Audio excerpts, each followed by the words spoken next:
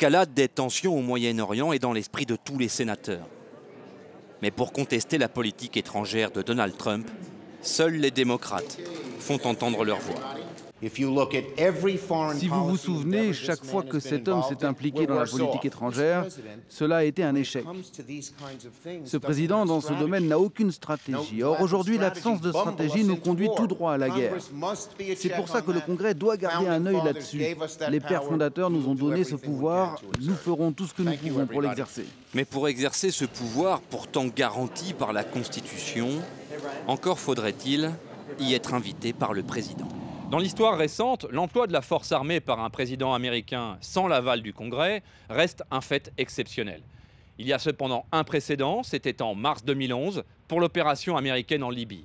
Le président de l'époque s'appelait Barack Obama. À quelques pas du Congrès, cette association indépendante de sensibilité démocrate milite depuis près de 20 ans pour que l'Amérique cesse ses ingérences au Moyen-Orient. Pour Stephen Mills, le directeur, l'escalade des tensions était largement prévisible. Les Américains désormais ont pris conscience que ces guerres n'amélioraient pas leur sécurité. Ils veulent maintenant qu'elles se terminent.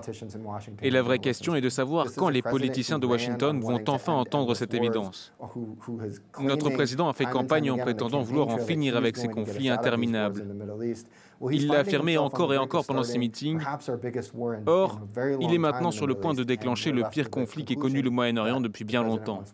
En attendant la désescalade, ou la guerre, militants et élus démocrates manifesteront chaque jour devant le Congrès leur hostilité à la politique de Donald Trump.